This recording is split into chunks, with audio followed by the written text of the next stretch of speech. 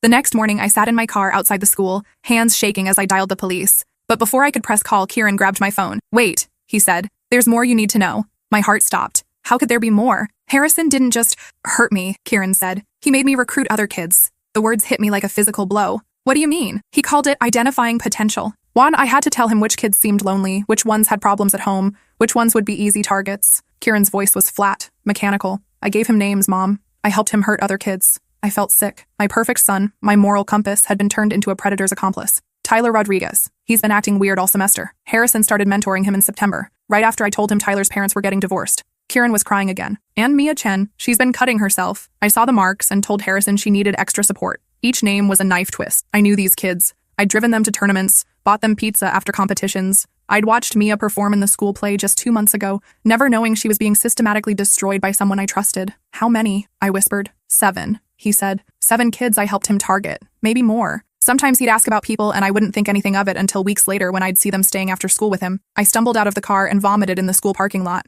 When I straightened up, Kieran was standing beside me, his face gray with shame. "I tried to warn Tyler once," he said. "I tried to tell him to stay away from Harrison, but Harrison found out. He showed me a video he'd taken of me and said if I interfered again, he'd send it to every college I'd applied to. He said he'd tell everyone I was unstable, that I'd made everything up because I couldn't handle the pressure of advanced academics." That's when I understood the full scope of the manipulation. Harrison hadn't just abused my son, he'd turned him into a weapon against other children. Every conversation Kieran had with his classmates had become potential intelligence for a predator. I called the police right there in the parking lot. Detective Morrison arrived within an hour. She was young, probably early 30s, with kind eyes that reminded me of my sister. She wore a simple gray suit and spoke with the careful precision of someone who'd heard too many horrible stories. "Mrs. Patterson," she said gently, "I know this is difficult, but I need Kieran to tell me everything, every detail, even if it seems insignificant." What followed was 4 hours of the most painful testimony I'd ever heard. Kieran detailed how Harrison had gradually isolated him from his friends, convinced him that their relationship was special, necessary for his future success. "It started with praise," Kieran said. "He'd tell me I was the most talented student he'd ever taught,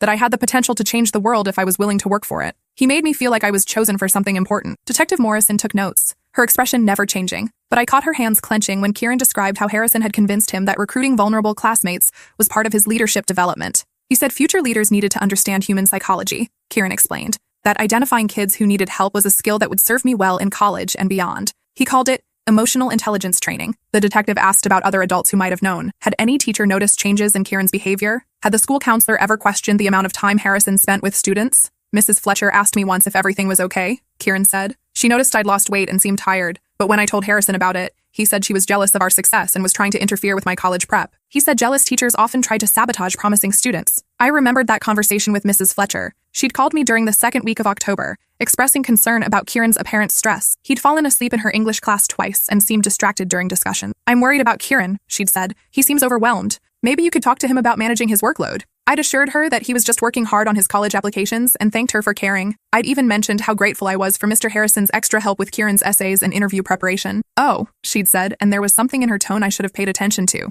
"Mr. Harrison is helping with college prep?" "Yes, he's been wonderful. Kieran stays after school several times a week for guidance sessions." There had been a pause. "That's nice of him. I hope Kieran knows he can come to me too if he needs support." If only I'd listened more carefully. If only I'd asked why she seemed surprised that Harrison was providing college guidance. If only I'd wondered why my son's English teacher sounded concerned rather than pleased that he was getting extra help. Detective Morrison explained the next steps. There would be interviews with other students, a search of Harrison's classroom and home, forensic analysis of his computers and phone. It would take time to build a case, but they had enough evidence from Kieran's testimony to arrest Harrison immediately. "What about the other kids?" I asked. "The ones Kieran identified? We'll need to interview them too," she said. "Some may not even realize they've been targeted yet. Predators like Harrison are skilled at making their victims feel special, chosen. The kids might resist our questions at first." That afternoon, I made the hardest phone calls of my life. Each conversation followed the same devastating pattern. "Mrs. Rodriguez, this is Kieran's mom. I need to tell you something about Mr. Harrison, Tyler's debate coach." The silence on the other end stretched for what felt like hours. "What about him?" she finally asked. I could hear the defensiveness already creeping into her voice. Harrison had been Tyler's lifeline after his parents' divorce. He'd been the stable adult presence in a chaotic time. He's been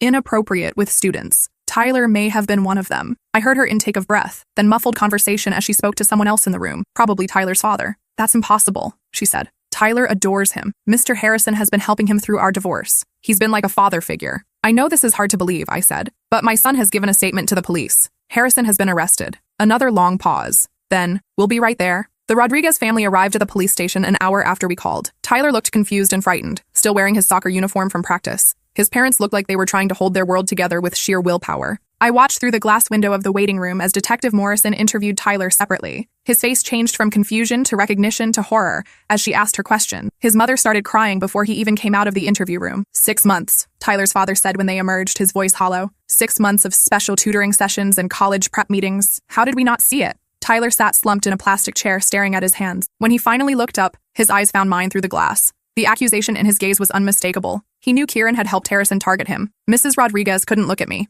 I understood. My son had helped Harrison target hers. How do you forgive something like that? Over the next week, 5 more families received similar phone calls. Each conversation was devastating. Each parent went through the same progression of disbelief, recognition, and rage that I had experienced. The hardest call was to Mia Chen's parents. Mia was only a sophomore, barely 15, with bright eyes and a quick smile that reminded me of Kieran at that age. When her mother answered the phone, she was cheerful, asking about Kieran's college application. Mrs. Chen, I said. I'm calling about Mr. Harrison. Oh, Mia adores him, she said. He's been such a help with her confidence issues. She's been staying after school for extra support sessions. She says he really understands what she's going through with teenage pressures. My heart broke. I think you need to talk to Mia about those sessions. Why? Has something happened? Mr. Harrison has been arrested for inappropriate contact with students. The silence stretched so long I wondered if the call had dropped. No, she finally whispered. Not Mia. She's just a baby. But when they questioned Mia that evening, the truth came out. Harrison had been grooming her for 3 months, using her parents' work schedules and her struggles with self-harm as entry points. He'd convinced her that physical comfort was part of healing, that their sessions were therapeutic. The investigation moved quickly once it began. Harrison's computer contained thousands of images and videos spanning several years.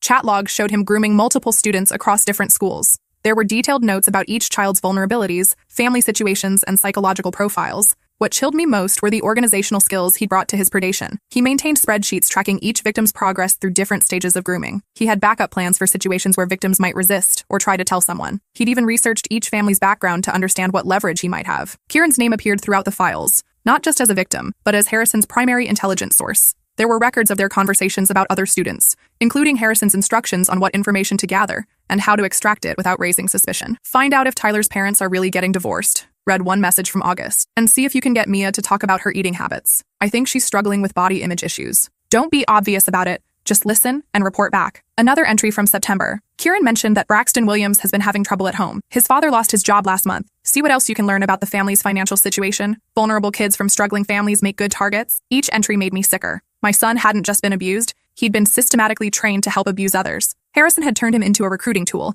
using his natural empathy and social connections as weapons against his own classmates. The preliminary hearing was held 3 weeks later. Harrison sat at the defendant's table in an orange jumpsuit, looking nothing like the charismatic teacher who'd won countless awards. His hair was unkempt, his face hollow, but his eyes still held that calculating intelligence that had made him so effective at manipulation. His lawyer argued that the charges were based on malicious lies from troubled teenagers seeking attention. She painted Harrison as a dedicated educator who'd been unfairly targeted by students who couldn't handle his high academic standards. Mr. Harrison dedicated his life to helping at-risk youth, the defense attorney claimed. These accusations are a coordinated attack by students who felt challenged by his expectations for excellence. My client's only crime was caring too much about these children's futures. I watched the parents in the gallery flinch at those words. Caring too much. As if demanding sexual favors from teenagers was somehow educational. As if systematic psychological manipulation was a form of mentorship. The prosecutor presented a different picture. She detailed Harrison's pattern of behavior across multiple schools, his methodical approach to identifying and grooming victims, his sophisticated understanding of child psychology that he'd weaponized for abuse. This was not an educator who crossed boundaries in the heat of passion, she said. This was a calculating predator who turned teaching into hunting. He used his position of trust to systematically abuse children, and when his victims tried to resist, he manipulated them into becoming accomplices in the abuse of their peers. Kieran testified first. He was calm, methodical, heartbreaking. He wore a Navy suit I'd bought for college interviews that would never happen, at least not in the way we'd planned. His voice was steady as he detailed how Harrison had gradually normalized inappropriate contact, convinced him that their relationship was special and necessary for his success. He said that intimate relationships with mentors were common in elite academic circles, Kieran said, that it was part of the price of excellence. He showed me articles about historical figures who'd had similar relationships with their teachers and achieved great things because of them. The defense attorney tried to rattle him during cross-examination. She was a small woman with sharp features and an aggressive style that felt like watching someone attack a wounded animal. Isn't it true that you actively participated in targeting other students? Yes, Kieran said quietly. You helped Mr. Harrison identify vulnerable classmates? Yes. You provided him with personal information about these students, knowing he would use it to manipulate them. I thought I was helping them, Kieran said. He told me that identifying students who needed support was part of developing my leadership skills. But after months of your own relationship with Mr. Harrison, didn't you understand exactly what he intended to do with that information? Kieran's composure finally cracked. I was 17 years old. I was scared and confused and thought I had no choice. He convinced me that helping him was helping my classmates. He said he was going to provide them with the same special guidance he was giving me. The prosecutor objected before the defense could continue that line of questioning, but the damage was done. I could see jurors looking at Kieran with suspicion rather than sympathy. In their eyes, he'd transformed from victim to accomplice. Tyler testified next. His account was similar to Kieran's. Gradual grooming, inappropriate contact disguised as mentoring, threats about college recommendations if he told anyone. But there was an anger in Tyler's testimony that hadn't been present in Kieran's. When asked about how Harrison had initially approached him, Tyler's eyes found Kieran in the gallery. He said my friend Kieran had mentioned I was going through a tough time with my parents' divorce. Tyler said that Kieran was worried about me and thought I could benefit from some extra support. The words hung in the courtroom like an accusation. Tyler's parents shifted in their seats, their eyes also turning to Kieran. I watched my son shrink into himself, the weight of his unwitting betrayal pressing down on his shoulders. The prosecutor tried to redirect. Did Mr. Harrison ever explain why Kieran had shared information about your family situation? He said it showed how much Kieran cared about me. That good friends look out for each other by identifying when someone needs help. Tyler's voice was bitter. He made it sound like Kieran was being a good friend. Mia's testimony was the most difficult to hear. At 15, she was the youngest victim, and her small voice barely carried across the courtroom. Harrison had targeted her during a particularly vulnerable time, when her parents' long work hours left her alone most afternoons, and she was struggling with depression and self-harm. He said he was worried about me, she said, her voice barely above a whisper. That my friend Kieran had noticed I seemed sad and asked him to check on me. He said physical comfort was part of healing, that it was what I needed to feel better about myself. Her parents held each other and cried throughout her testimony. Her father, a usually composed businessman, was shaking with rage. When Mia described how Harrison had convinced her that their therapy sessions were helping her overcome her cutting behavior, her mother had to leave the courtroom. The prosecution presented evidence of Harrison's previous allegations at other schools. In each case, he'd been quietly transferred rather than investigated. School districts had covered up complaints to avoid scandal, leaving him free to target new victims at each subsequent posting.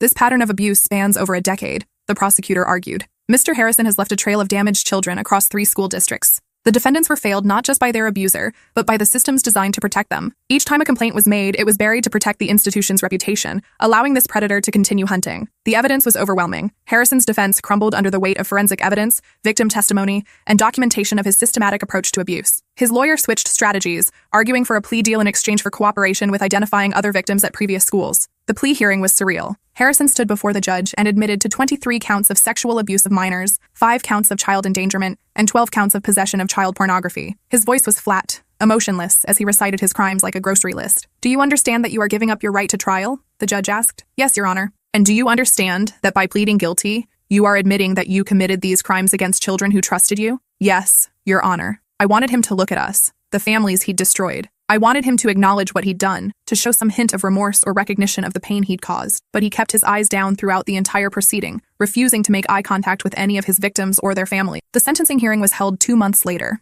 Each family was given the opportunity to make victim impact statements. The courtroom was packed, not just with our families, but with victims from Harrison's previous schools who'd driven hours to see justice finally served. Tyler's father spoke first. He was a tall man, an engineer who usually spoke with the precision of someone comfortable with facts and data. But his voice shook as he addressed Harrison directly. You didn't just abuse my son, he said. You destroyed his ability to trust. He was a confident, outgoing kid before you got your hands on him. Now he barely speaks to anyone outside our immediate family. He's in therapy 3 times a week, and we still don't know if he'll ever be the same. He paused, looking directly at Harrison. But you know what makes me angriest? You made him doubt his own friends. You used his friendship with Kieran to get to him, and now he can't trust his own instincts about people. You didn't just steal his innocence. You stole his ability to believe in the goodness of others. Mia's mother was too emotional to speak. Her father read a statement on behalf of both parents, his voice cracking with every sentence. Our daughter attempted suicide 6 months after your mentoring began, he said. We almost lost her because of what you did. She spent 2 weeks in a psychiatric hospital, and we spent those 2 weeks wondering how we'd failed to protect our child. He looked up from his prepared statement. She's 15 years old. She should be worrying about homework and friends and whether boys like her. Instead, she's learning to live with trauma that will follow her for the rest of her life. Other parents spoke about the ripple effects. Siblings who developed anxiety watching their brothers and sisters suffer, families torn apart by guilt and blame, children who'd lost their sense of safety in the world. When it was my turn to speak, I looked directly at Harrison for the first time since his arrest. He was still staring at the table, but I could see his jaw working, the only sign that he was listening. You didn't just abuse my son, I said. You turned him into a weapon against other children. You made him complicit in their abuse. That guilt will haunt him for the rest of his life. I took a breath, fighting to keep my voice steady. Kieran was 17 years old. He trusted you. He looked up to you. And you used that trust to make him an accomplice in the destruction of his friends. That's not just abuse. That's psychological torture. Finally, Kieran spoke for himself. He'd agonized over what to say, writing and rewriting his statement dozens of times. In the end, he spoke without notes, his words coming from a place of pain I could barely comprehend. I don't know if I'll ever forgive myself for helping you hurt my friends. he said. But I know I'll spend the rest of my life trying to prevent other kids from going through what we went through. He looked at Harrison, who still wouldn't meet his eyes. You made me believe I was special, that our relationship was about my potential, my future. But you were just using me. You turned my care for my friends into a tool for their destruction. His voice grew stronger. I want other kids to know that if an adult makes you feel responsible for keeping secrets, if they make you feel like you're special in a way that has to be hidden, if they ask you to provide information about your friends, that's not mentorship. That's predation. Harrison was sentenced to 35 years in prison. He'll be eligible for parole in 2047 when he's 73 years old. As the judge read the sentence, I finally saw emotion on Harrison's face. Not remorse, but anger. He was furious at being caught, at having his carefully constructed life destroyed. The civil lawsuits against the school district took 2 more years to resolve. The legal process was almost as traumatic as the original abuse. Depositions forced the victims to relive their trauma over and over, while the district's lawyers tried to minimize the harm and shift blame to the families for not recognizing the signs. The district eventually paid out $12 million to the victims and their families. New policies were implemented requiring background checks for all staff, mandatory reporting training, and oversight of any one-on-one interactions between teachers and students. But the real change came from the spotlight the case shone on institutional cover-ups. 3 superintendents from Harrison's previous districts were forced to resign when investigators revealed they'd been aware of complaints against him. The state passed new laws requiring automatic reporting of any allegations against educators, making it impossible for districts to quietly transfer problematic teachers. But no amount of money or policy changes could undo the damage to 8 young lives. Kieran started therapy immediately after Harrison's arrest. Dr. Williams, his therapist, specialized in trauma recovery for abuse victims. She was a middle-aged woman with gray hair and gentle eyes who'd worked with survivors for over 20 years. The sessions were brutal. Hour after hour of Kieran reliving the abuse, working through his guilt about helping Harrison target other students. Trauma bonding is a real phenomenon, Dr. Williams explained to me during a family session. When someone is both the source of fear and comfort, the victim develops a complex attachment that can take years to unravel. Kieran wasn't complicit in his own abuse or anyone else's. He was a victim who was manipulated into helping his abuser. But intellectual understanding and emotional acceptance are 2 different things. Kieran struggled with the distinction between being victimized and being responsible. He wrote letters to every victim, apologizing for his role in their targeting. Some families accepted his apology, others didn't. Tyler's parents forbade any contact. Our son trusted yours, his mother told me at the grocery store 6 months after the trial. That trust was used to destroy him. We can't have Kieran in Tyler's life anymore. It's too painful for everyone. I understood their anger, but it broke my heart. Kieran was as much a victim as their son, but he'd forever carry the additional burden of feeling responsible for others' pain. The isolation was almost as damaging as the original abuse. The hardest part was watching Kieran blame himself for things beyond his control. He'd wake up from nightmares, not about his own abuse, but about the moment he told Harrison that Mia was cutting herself. He'd replay conversations with Tyler about his parents' divorce, wondering if there was something he could have said differently. I gave him the key to hurting her, he'd say during therapy sessions. If I hadn't told him about the cutting, maybe he would have left her alone. Kieran, Dr. Williams would respond patiently. Harrison was going to abuse someone. If it wasn't Mia, it would have been another vulnerable student. Predators don't stop hunting because they can't find one particular victim. You're not responsible for his choices. The logic made sense, but guilt isn't logical. Kieran carried the weight of every victim's pain on his shoulders, convinced that his information had made their abuse possible. His senior year was a nightmare. Half the school saw him as a hero for speaking out against Harrison. The other half saw him as a collaborator who'd helped a predator target his classmates. He ate lunch alone, studied alone, walked the halls with his head down. Teachers didn't know how to treat him. Some were overly sympathetic, treating him like he might break at any moment. Others seemed suspicious, as if his association with Harrison made him somehow contaminated. The debate program was suspended indefinitely, and Kieran lost his main academic passion along with his faith in adults. College applications sat untouched on his desk for months. How do you write an essay about overcoming adversity when you're not sure if you're a victim or a perpetrator? How do you explain a gap in extracurricular activities when that gap exists because your mentor was arrested for abusing you and your classmates? His guidance counselor, Mrs. Fletcher, tried to help. She was the same teacher who'd noticed Kieran's weight loss and tried to check on him earlier in the year. The guilt she carried for not pushing harder was written all over her face every time she looked at him. You have options, she told him during one of their meetings. Your grades are still excellent. Your SAT scores are strong. The abuse doesn't define your academic potential. But Kieran couldn't see past his guilt. How can I go to college and pretend to be normal when I helped hurt people? Finally, in January, I sat him down for the hardest conversation of my life. Kieran, I said, you have 2 choices. You can let what Harrison did to you and made you do define the rest of your life, or you can decide to move forward. How can I move forward? He asked. How can I go to college and pretend to be normal when I helped hurt people? By using what you learned to help others, I said. By making sure no other kid goes through what you went through. By becoming the adult you needed when you were 17. That conversation changed something in Kieran. He finished his college applications, writing honestly about his experience with Harrison and his desire to work in victim advocacy. Several schools rejected him outright. The scandal had made national news, and some admissions officers couldn't see past the headlines to the traumatized teenager beneath. But others saw his story differently. A small liberal arts college in Vermont offered him a full scholarship to study social work with a focus on trauma recovery. The admissions officer who called him was a survivor herself, someone who understood that victims could become powerful advocates. "We believe in second chances," she told him during his interview. "More importantly, we believe in the power of lived experience to drive meaningful change. Your story isn't a liability, it's your greatest strength." Kieran thrived in college in ways I hadn't expected. He found professors who understood trauma, classmates who didn't judge him for his past, and a sense of purpose that had been missing since the abuse began. For the first time in years, he had hope for his future. He graduated summa cum laude 4 years later and immediately enrolled in a master's program specializing in institutional abuse and coercion. His thesis examined how predators in positions of authority manipulate victims into becoming accomplices, using his own experience as a case study. "Understanding the psychology of coercion is crucial for prevention," he wrote.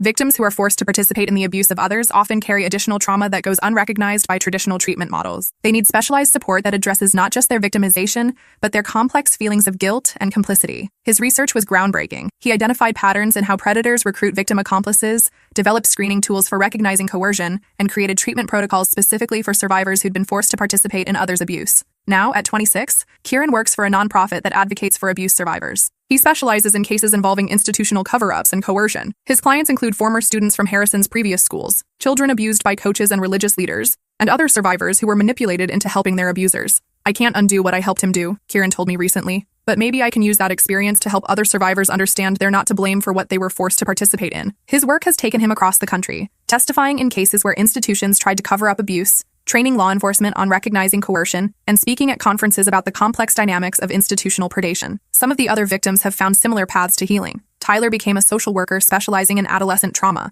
Despite his parents' initial anger toward Kieran, Tyler reached out when he turned 18, recognizing that they'd both been victims of the same predator. "I blamed you for a long time," he told Kieran during their first meeting in 3 years. "But my therapist helped me understand that Harrison would have found a way to get to me regardless. He was the adult. He was the one with power. We were just kids trying to survive." Mia started a nonprofit providing mental health resources for teenagers. She focuses particularly on self-harm prevention, using her own experience to help other young people recognize when adults are using their vulnerabilities against them. "Harrison convinced me that cutting myself was why I needed his help," she explained during a presentation at a youth conference. "He made my mental health struggles the justification for his abuse. I want other kids to know that needing help doesn't make you a target. It makes you human." The other victims have found their own ways to transform their trauma into purpose. They've all remained connected through a survivor support group that meets monthly, creating the kind of community they needed when they were teenagers. But the scars remain. Trust doesn't come easily for any of them. Kieran still has nightmares, though they're less frequent now. He's been in therapy for 9 years and will probably continue for the rest of his life. Romantic relationships remain difficult. The idea of physical intimacy terrifies him, tangled up as it is with memories of Harrison's abuse. He's had a few relationships over the years, but they've all ended when his trauma responses became too overwhelming. "It's not fair to ask someone to navigate my triggers," he told me once. "I can't tell the difference between healthy affection and manipulation sometimes. Until I figure that out, I'm better off alone." Dr. Williams says this may change with time, but there are no guarantees. Trauma affects everyone differently, and Kieran's particular experience, being both victim and unwitting accomplice, created complex layers of guilt and shame that resist traditional treatment approaches. The ripple effects extended far beyond the immediate victims. Several teachers left the profession after the scandal, questioning their ability to protect students. Parents became hypervigilant about their children's relationships with adults, sometimes to the detriment of healthy mentoring relationships. The debate program was discontinued for 3 years before being revived with strict protocols about adult-student interactions. Trust between parents and the school administration was shattered and took years to rebuild. I struggled with my own guilt for years. How had I missed the signs? How had I been so grateful for Harrison's attention that I'd essentially handed my son over to a predator? The warning signs had been there. Kieran's weight loss, his nightmares, his withdrawal from friends, the way he'd become secretive about his time with Harrison, defensive when I asked questions about their sessions, the gradual change in his personality from outgoing and confident to anxious and isolated. "You couldn't have known," friends would tell me. But that wasn't entirely true. There had been signs I'd ignored or explained away,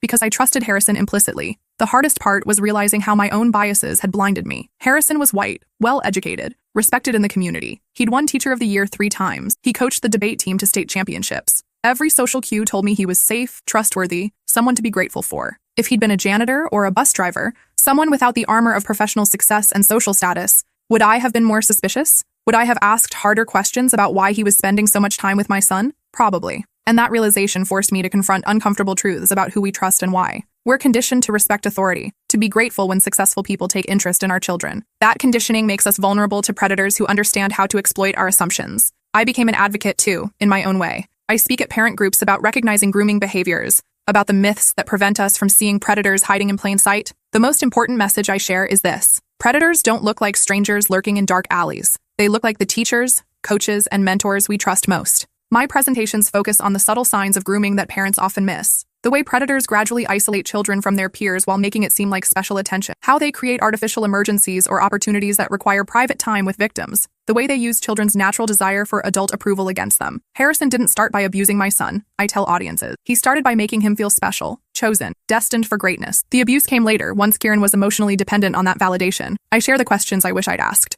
Why did Harrison need so much private time with Kieran? Why were their sessions always behind locked doors? Why did Kieran become defensive when I tried to learn details about their college prep work? Trust your instincts, I tell parents. If something feels off about an adult's relationship with your child, investigate. Don't worry about seeming ungrateful or overprotective. Your child's safety is more important than anyone's feelings. The hardest part of these presentations is discussing the secondary victims, the children who were targeted because of information other victims provided. Many parents struggle to understand how their own child could become an unwitting accomplice. Predators are experts at manipulation, I explain. They don't just abuse children, they transform them into tools for finding new victims. Your child isn't responsible for what an adult forced them to do, but understanding how predators use children against each other helps us protect everyone. These conversations led to policy changes in our school district and others. New protocols require multiple adults present during any private mentoring sessions. Background checks now include references from previous positions, with specific questions about why teachers left their prior schools. There are mandatory training sessions for all staff about recognizing and reporting suspicious behavior. But the most significant change has been cultural. Parents are more vigilant now,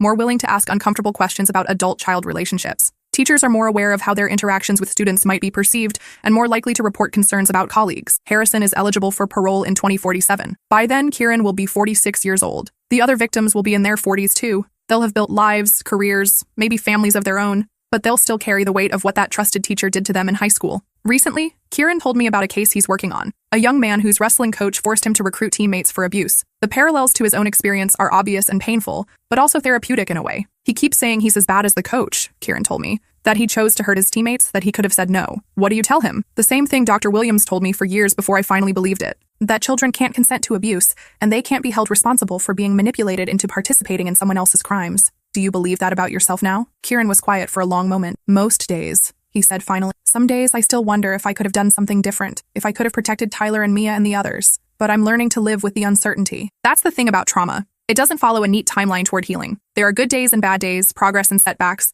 moments of clarity and periods of doubt. Healing isn't a destination you reach, it's a process you commit to every day. But there's also growth. Kieran isn't the same broken teenager who sat on that bathroom floor 9 years ago. He's found purpose in his pain, meaning in his suffering. He's used his experience to help dozens of other survivors understand they're not alone. Last month, he received a letter from a girl in Oregon whose gymnastics coach had forced her to recruit teammates for abuse. She'd read about Kieran's work online and reached out for help understanding her own feelings of guilt and complicity. I thought I was the only person who'd ever been made to help their abuser, she wrote. Reading about your experience helped me realize I wasn't responsible for what he made me do. I'm starting therapy next week, and I wanted to thank you for showing me that healing is possible. These letters come regularly now, from survivors across the country who found hope in Kieran's story. Each one reminds him that his suffering wasn't meaningless, that his experience can serve as a lighthouse for others navigating similar darkness. The system failed all of these kids. Harrison was allowed to abuse students for over a decade because schools prioritized reputation over protection. But those kids, now adults, have refused to let that failure define them. They've become the advocates, the protectors, the voices for other children who can't speak for themselves yet.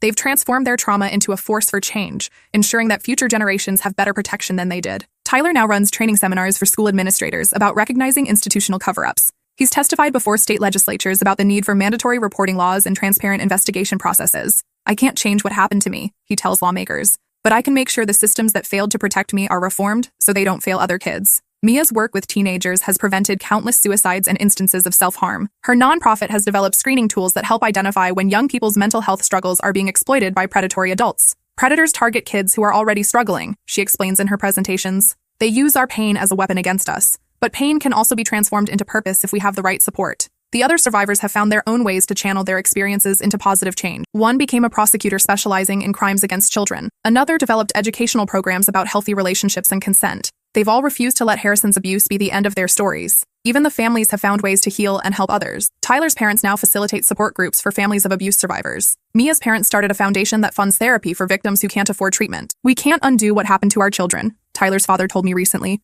But we can make sure other families have resources we didn't know existed when we needed them. The community that formed around this tragedy has become a powerful force for change. What started as a group of devastated families has evolved into a network of advocates working to prevent institutional abuse and support survivors. There's something profound about watching people transform their worst experiences into their greatest contributions.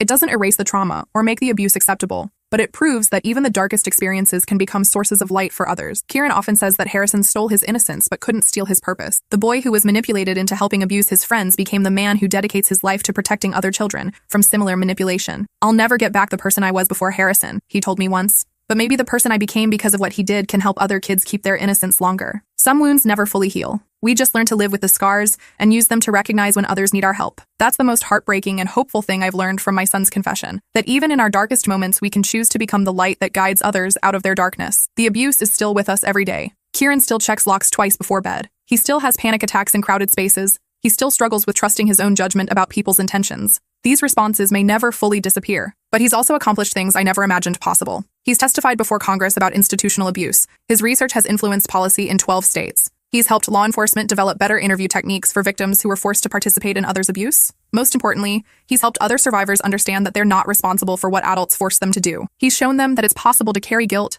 and still build a meaningful life, to live with trauma and still find purpose. Harrison may have destroyed the life Kieran thought he'd have. The carefree college experience, the easy trust in authority figures, the simple belief that the world is fundamentally safe. But from the ashes of that destruction, Kieran built something else. A life dedicated to protecting others from similar destruction. The boy who once recruited victims for a predator became the man who helps other victims understand they're not to blame for what they were forced to do. The teenager who carried crushing guilt became the adult who helps other survivors learn that healing is possible even when forgiveness of themselves seems impossible. This is what I've learned from my son's confession. Sometimes the most heartbreaking thing a child can tell you becomes the foundation for the most meaningful work they'll ever do. Sometimes the worst thing that happens to them becomes the reason they're able to help prevent it from happening to others. It doesn't make the abuse acceptable. It doesn't erase the trauma or magically heal the wounds. But it proves that even the darkest experiences can be transformed into light, that even the most devastating betrayals can become the foundation for the most important work. When Kieran was 17, sitting on that bathroom floor, he thought his life was over. He thought he'd never be able to live with what he'd done, what he'd been made to do. He thought the guilt would destroy him. Instead, it motivated him to spend his life making sure no other child experiences what he experienced. The guilt didn't destroy him. It transformed him into exactly the kind of person he needed when he was 17 and terrified and alone. Sometimes the most broken people become the best healers. Sometimes the deepest wounds create the strongest advocates. Sometimes the children who are failed by every system become the adults who transform those systems for the better. That's the legacy of Harrison's abuse. Not just trauma and pain, but also purpose and change. Not just broken children, but adults who refuse to let other children be broken in the same way. It's taken 9 years,